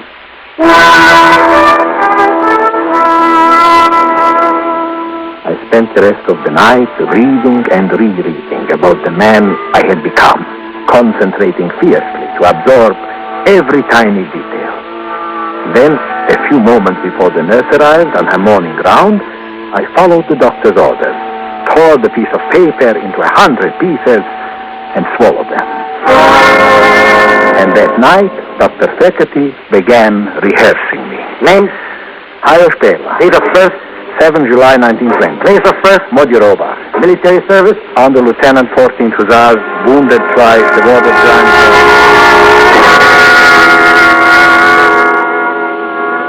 over and over again, hour after hour, night after night. Mother's name? Zita Radna. Father's name? Janos. Very good, Bela Hayosh. I would say you're ready to be released from the hospital. At last. But what about my identity paper? Your personal effects were taken from you when you were arrested. Your passport will be returned to you when you are released. Passport? It will have Hayosh's picture in it. And so it has. Your picture. But how do you think we are not thorough? At least as thorough as the security police? Yes, but how could you make? Geza Bartok was photographed when he was arrested, was he not? Yes. The photograph of Geza Bartok is now affixed to Bela Hayosh's passport. I don't see how you could manage. To survive, a slave sometimes has to excel the master at his own game.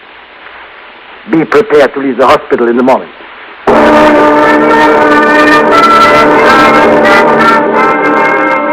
When I appeared next morning before the interrogating officer, all hope left me. He was not of the Hungarian security police. He was a Russian, a captain in the Soviet intelligence service. Apparently, the Russians were taking no chances on another slip-up in this satellite. On the desk before him was spread the dossier of Bela Hayosh. And the play for which Dr. Fekete had so well rehearsed me began. Name? Hayosh Bela. Born when? 7 July 1920. Where? Modirova. Mother's name? Zita Radna. Father's name?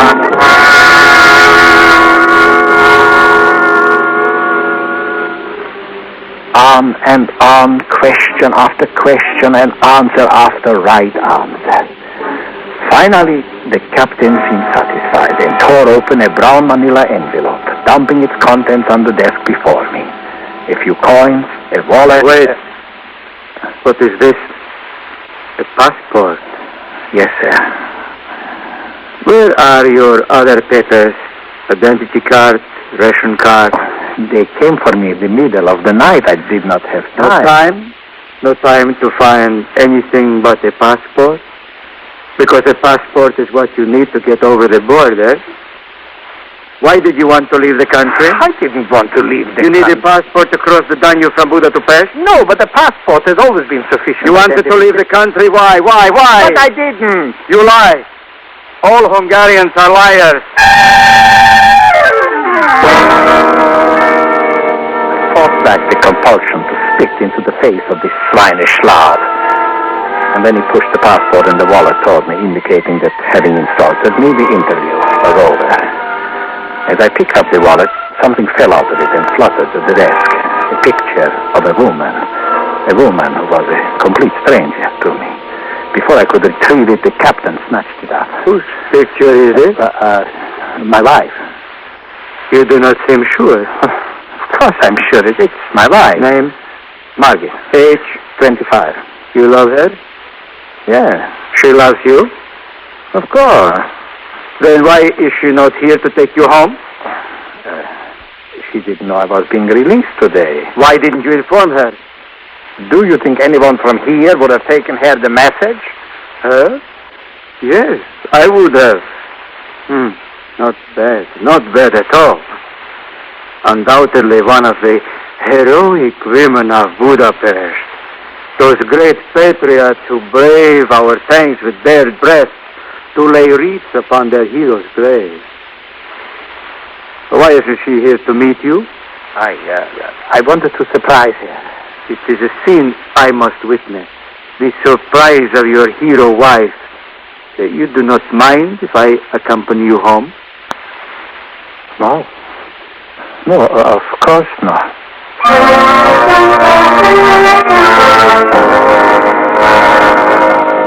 I knew the game was up, but I was determined to play it through to the last move.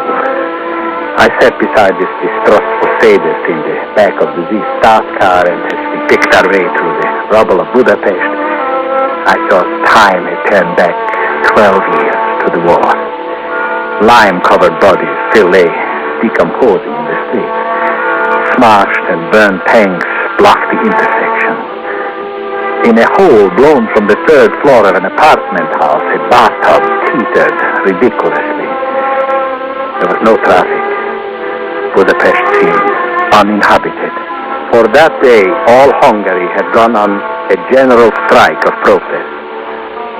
At last, our silent journey ended at 19 Molnarhütte, my home. I mean, Béla Hajós's home. What are you waiting for? I'm afraid. Of what? My wife, when she sees you in that uniform, I'm afraid she will be frightened. A Hungarian woman frightened? I thought nothing frightened a Hungarian woman. Get out. Please, let me go in alone. Yes. Just for time to explain. Yes, no explaining. I will explain.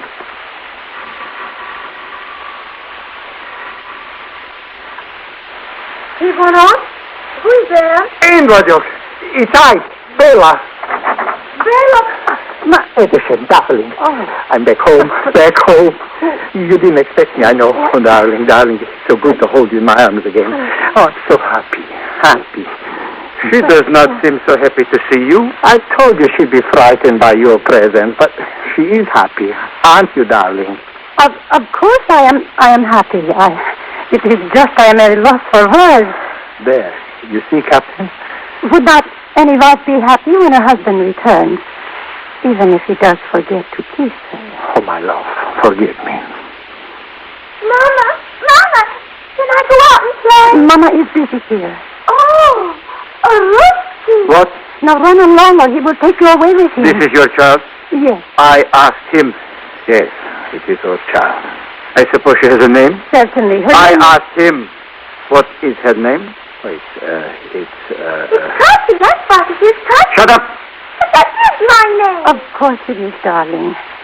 And now if you will excuse us, Captain, my husband and I have a lot to talk about, privately. And thank you so much for driving him home. Nичего. I owe you an explanation. No, you do not. And I owe Cutty my thanks for not giving me away. Cutty's father taught her not to ask questions in front of strangers. When did my husband die? A week ago. I knew he wouldn't be back. This time I knew he wouldn't be back.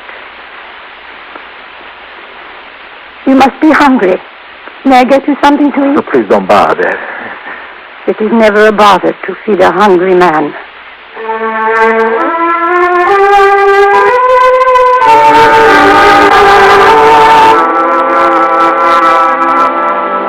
With her husband dead, there was nothing to keep Margaret in Budapest any longer. And certainly it was no safe place for me. And so Bela Hajos, his wife and daughter, made the long, difficult journey across the frontier to Vienna. Well, that's quite a story, Mr. Hajos. There's one point that beats me. What is that, please, sir? Once you were safely in Vienna, why did you go on impersonating Bela Hajos? Why didn't you tell the authorities the truth? Because of Cassie, mostly. During that long trip across the border, hiding in the forest, wading through swamps, walking in the cold rain, she clung to me and called me Papa, until it almost seemed as though I really were her Papa. Yes, until it seemed I was really Margaret's husband. I was all they had, you see. They needed me. Mm-hmm. And so you entered the United States as man and wife. That's right, sir. But you're not married. There was no time. That's another section of the immigration law you've broken, Mr. Hajos. Comes under the heading of moral turpitude. Here he is, Mama. Huh? Here's Papa talking to the man. Do not disturb him now, Cotty. You can see he is busy. Who is the man, Mama? I thought you said Corty had been trained not to ask questions in front of strangers. Oh, I told her it would not be necessary in America. I told her in America it was safe to talk to anyone. What's your name? Well, you can call me Uncle Sam. Are you a good uncle? I try to be. Oh, one last question, Mr. Hajos. Yes, sir? How much money do you have with you? I'm afraid not very much. A few penger and some Austrian shillings. No American money? Oh, no, sir, but I hope to find a job quick. I'm sure you will. In the meantime, here's $2. But why? Take them. You'll need them. What for? The marriage license.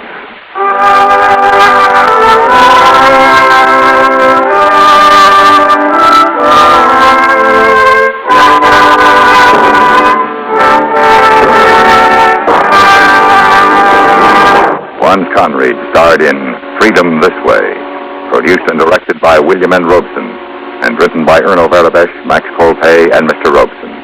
Heard in the cast were Margie List, Felitza Milo, Norma Jean Nilsson, Charles Radulac, Joe DeSantis, Jack Crucian, and Fritz Feld.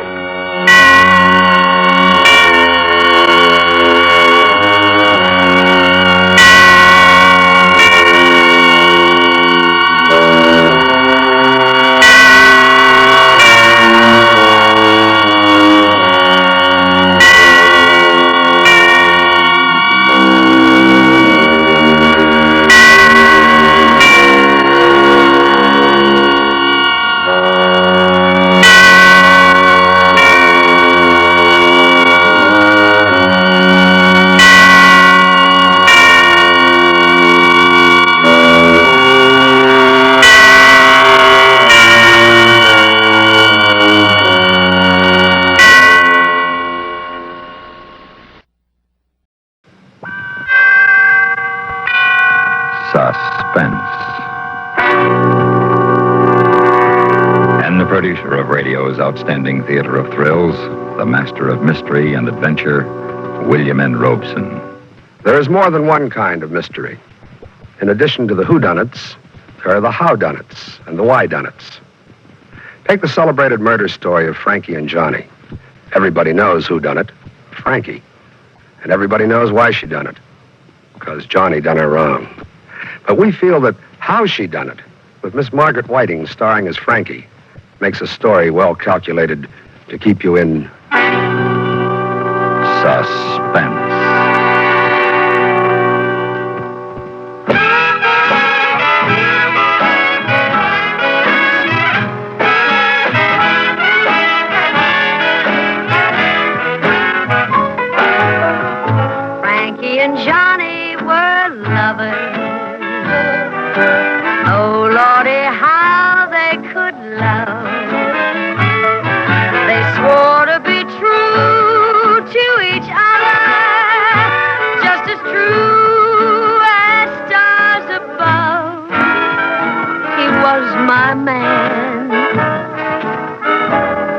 but he done me wrong.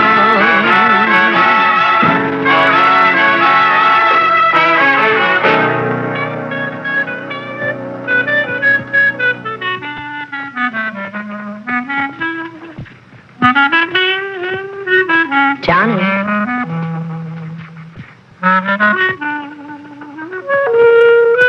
Johnny, honey.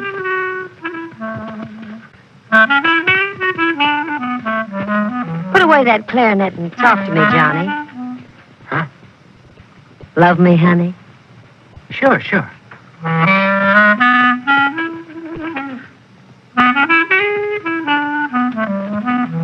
Johnny. What you want now? Talk to me, baby. That's all I want. All right. Come here.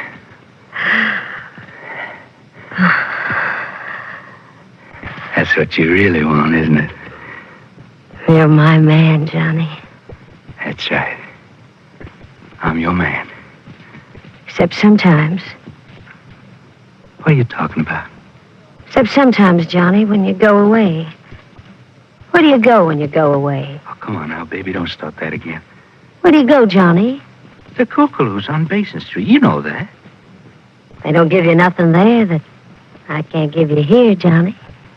What's there's a back room and a place to play my licorice stick. The place to sit and play and nobody bothers. Me and a couple of others. You know that, baby. Don't you worry. You can play your music someplace else and get money for it. I worry about that. Don't you start riling me, Frankie. Why don't you take yourself a walk? The whole town of New Orleans. So many places to play your music, and you sit in the back room. You go away from me, and I'll tell you something, baby. You don't like it, you can take that long walk to Georgia where you come from. You leaving? No. A couple of girls I used to know never bothered me about going down to Kookaloo's. All right. I won't bother you. That's better. Got any money, Frankie? I got some. I saw me a suit. Walking down Basin Street, I saw me a suit in the store window. Oh, I need me that suit, honey. I'd sure look good in it. What's it cost, Johnny? You want me in a cheap suit? I didn't say that. I just asked. $100. You got $100, baby? I got it. Well, that's good. That's fine.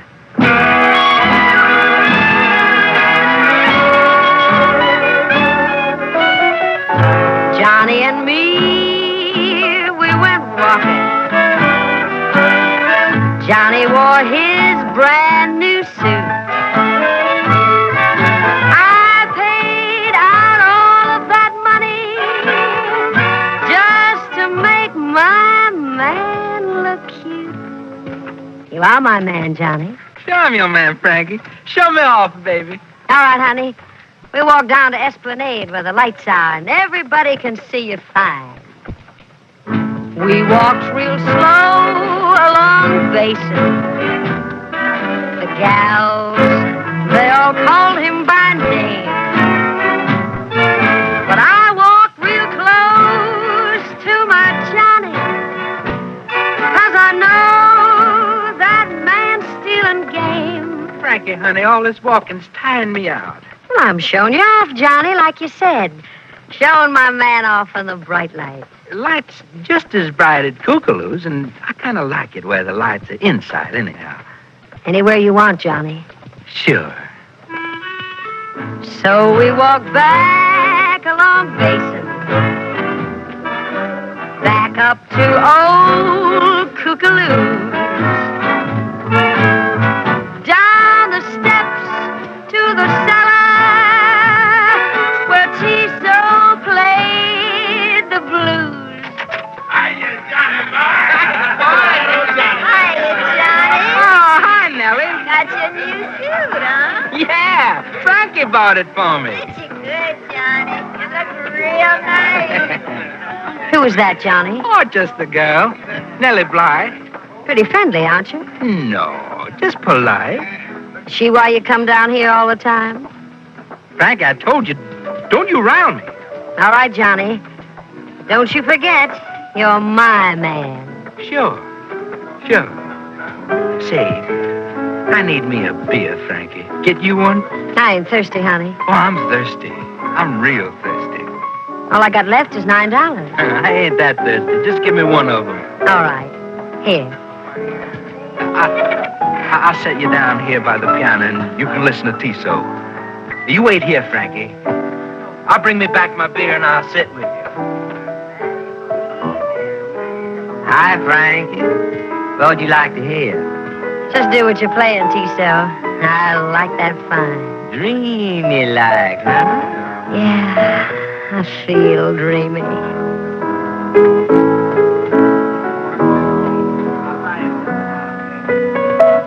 How are you and Johnny getting along, Frankie? Like that music you're playing? Well, I'm glad. I'm mighty glad.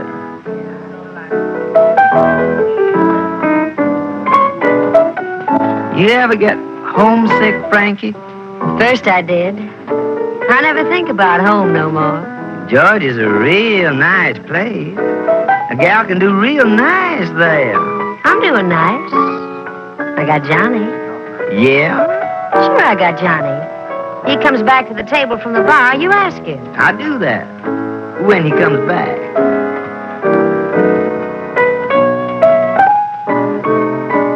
He ain't at the bar, Frankie. He ain't? Not anymore, he ain't. Look for yourself.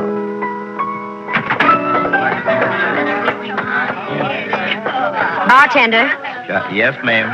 where's Johnny? Your name, Frankie, ma'am? Yeah? Where's Johnny? Well, he told me to tell you something. He said he had to leave. He said don't wait up for him. Where'd he go? I don't know, ma'am. He didn't say that. I ran to the street in a hurry. My Johnny was nowhere around. A gal leaning in a doorway made a soft laughing sound. Looking for your man? Your Johnny's gone. Walk up and down all the pavement. Knock on a million locked doors. Keep on asking for my Johnny in the weeping corridors. He is my man. He can't do wrong.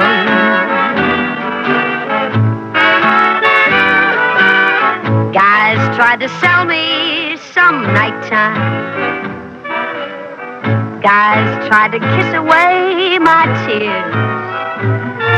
Said, come along, pretty Frankie. Oh, I'll love you for years and years. Forget your man. That man's dead wrong.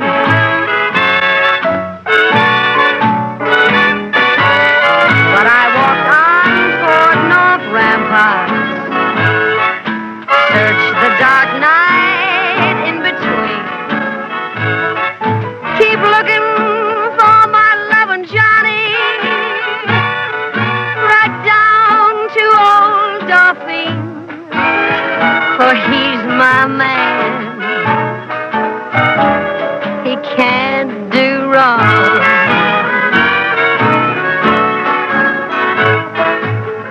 I turned into a dark alley close by that Jelly's gin mill. I see fat Miss Willie leaning on her windowsill. Evening, Frank. Hello, Miss Willie. Good evening, ain't it? I haven't noticed. Oh, it's a real pretty evening, Frankie. You out strolling all alone? I guess I am. Come on inside.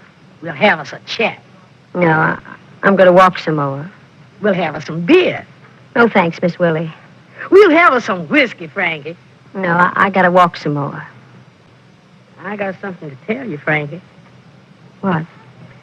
Well, I sit here all day long. All night long, too. I never sleep. I see all sorts of things, all sorts of people. You see Johnny come by here, Miss Willie? Yeah, Johnny. He sure is a good-looking boy. Black hair plastered down like that.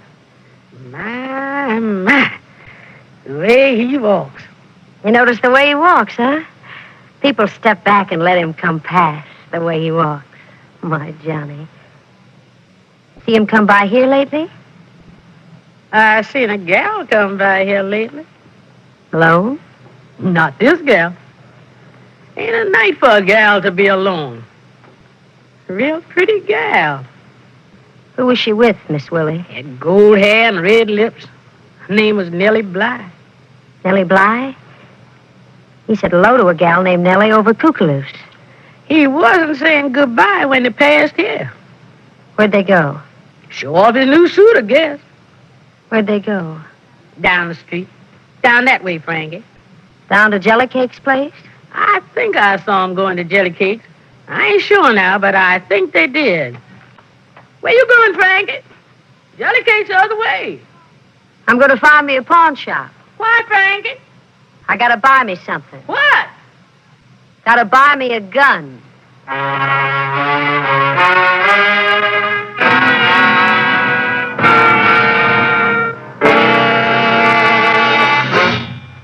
In a moment, we continue with Suspense. Somebody once said, tomorrow is the today we talked about yesterday, which is another way of saying, don't put off until tomorrow what you can do today. And one of the smartest things you can do today is enroll for a USAPI course. USAPI offers more than 340 courses to choose from and several ways to study them. So it will pay you to start planning for your future now. If you expect to leave the service soon, don't let that worry you. Provisions have been made for service personnel who are discharged while they're taking a USAPI course. If you're studying a correspondence course, you're allowed 9 months from the day of your discharge to complete your USAPI studies, providing you submitted at least one lesson while you were in the service. If you're taking a self-teaching course, you're also given 9 months to complete it after your discharge. And if you're taking a course through a college or university, USAPI allows you a full year after discharge to complete the course. So whether you're a 30-year man or not, take advantage of a good deal and enroll with USAPI now. For a uniform education, study with USAPI. And now, we continue with Frankie and Johnny, starring Miss Margaret Whiting. A tale well calculated to keep you in suspense.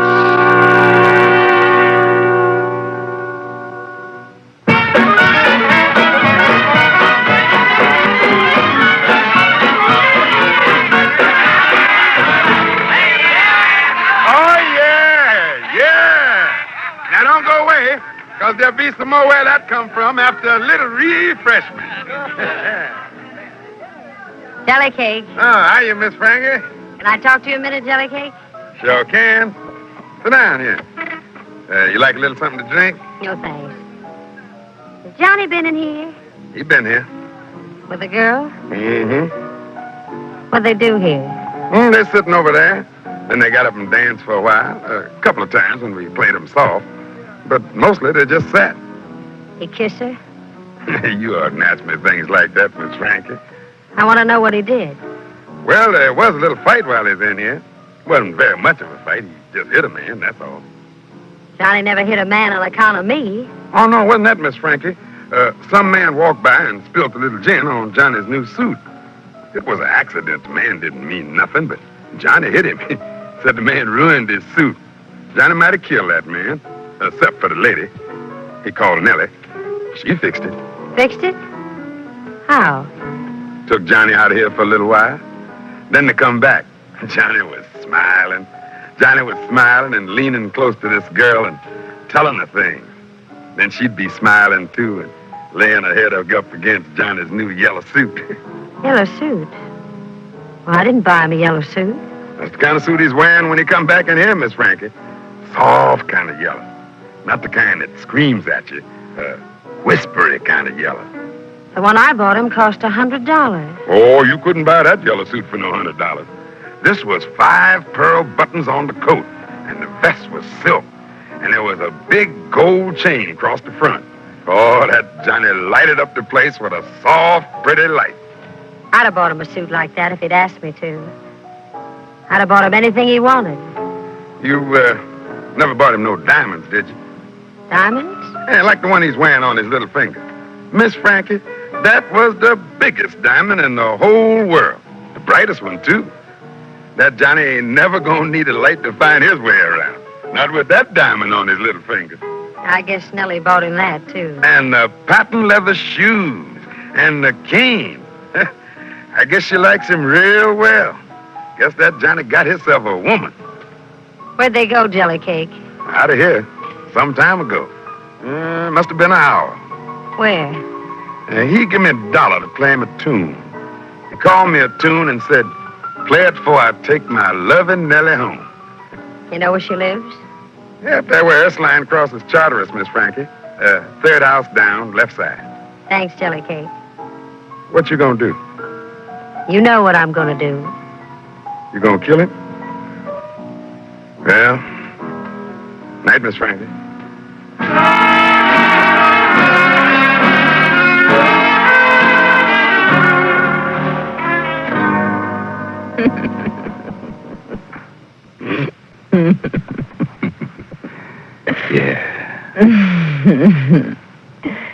You my man, Johnny? All yours, Nellie. You my woman? I ain't nobody else's. Oh, you gonna like it in Memphis, Johnny. I'm gonna like it fine as long as you're there. By and by after Memphis, we'll go on up to St. Louis. I can make out fine in St. Louis. I know you can. You ever been upriver, Johnny? No farther than that. Oh, you're gonna like it. You're gonna like it fine. Hey! We're gonna miss that morning boat lesson. You get on with your packing. Yeah. Always something gotta spoil the fun. I'll get it, honey. Here's the clarinet you sent me over to your place for, Johnny. Oh, yeah. Anybody there? No. That's good. Thanks. Sure, Johnny. Come on, Nellie, baby. Get along with that packing. I aim to play me some music before the boat pulls out in the morning.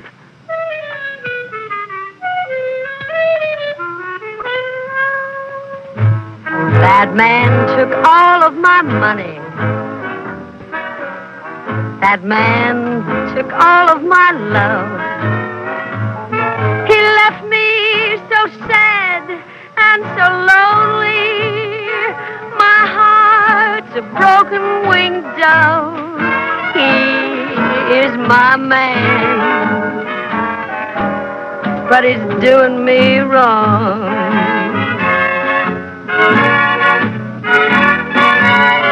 Got a big rock on his finger, bright yellow suit on his back,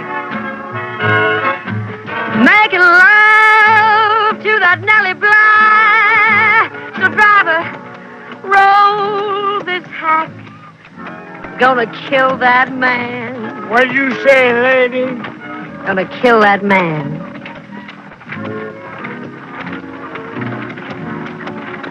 Turn here. 3 houses down and stop.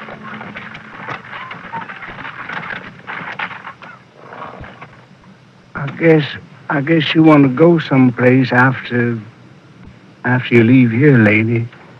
You want me to wait? You can wait.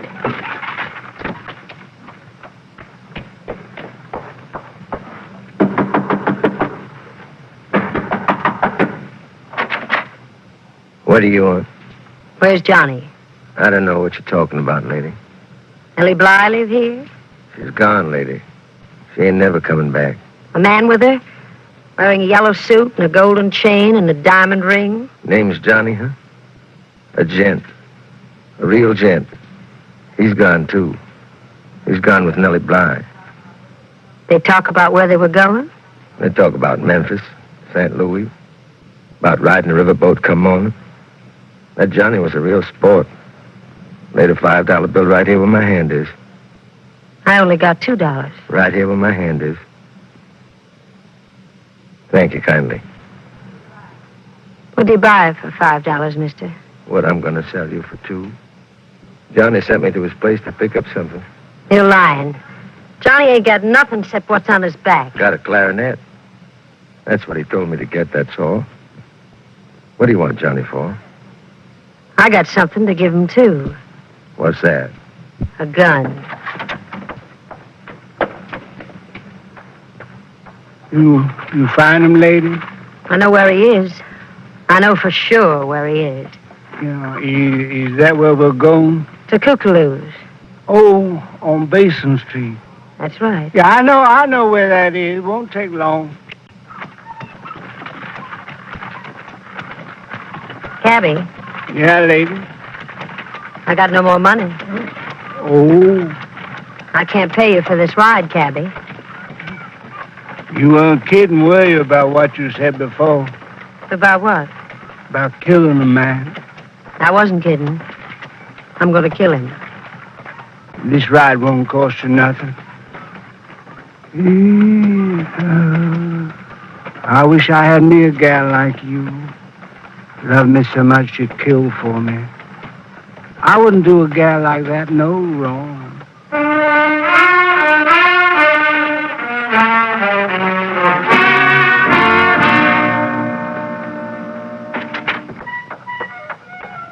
Where you think you're going, Frankie?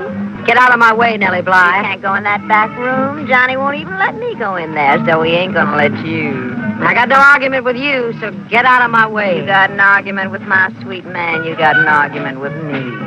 You want to go to Memphis, Nellie? I'm going. You want to go to St. Louis? I'm going there, too. Maybe you're going, and I ain't going to stop you. But you're going to find another sweet man to go with. Not Johnny. Honey, he don't love you no more. He's tired of you. You told me. Told me lots of things. Told me about my gold hair and my red lips. Told me... You ain't going with Johnny, so get out of here, Nellie. Go on. Get out. Where you hold that gun, I guess I'd better. Get on that riverboat and never come back. Here? Yeah. Yeah, I'm here.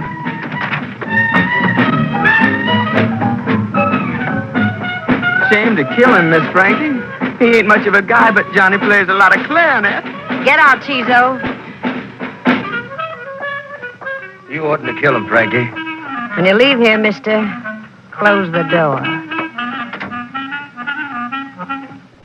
Johnny. Goodbye, Johnny.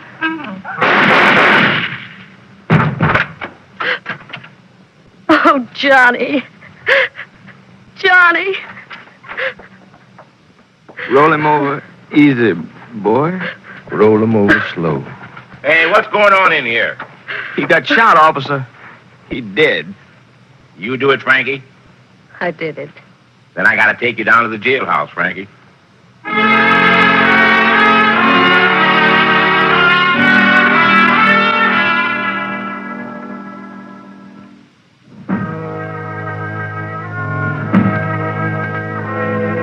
I brought you a chair to stand on, Frankie, in case you want to look out the jail window while he's passing by. You want to look? Climb on up and look, Frankie. What do you see? I see a long black coffin with people in funeral clothes. Johnny's gone and cashed his checks. To the graveyard, my Johnny goes. There goes that rubber-tired carriage. There goes that rubber-tired hat. 12 men going to the graveyard. And 11 coming back. Johnny was my man, but he done me wrong.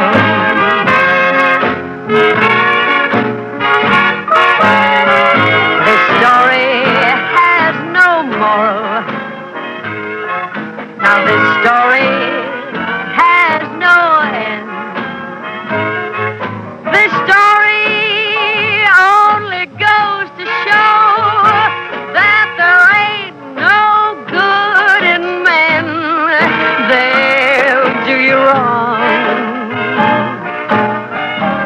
just as sure as you're born.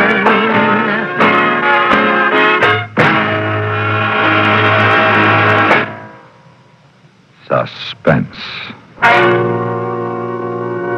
in which Miss Margaret Whiting starred in Frankie and Johnny, produced and directed by William N. Robeson. Listen. Listen again next week when we return with another tale well calculated to keep you in suspense. Frankie and Johnny was adapted from the folk song by David Friedkin and Mort Fine. Music by Leith Stevens. The part of Johnny was played by Shepard Menken. Also heard in the cast were Shirley Mitchell, Amanda Randolph, Roy Glenn, Joe DeSantis, Jay Novello, Corny Anderson, and Dawes Butler.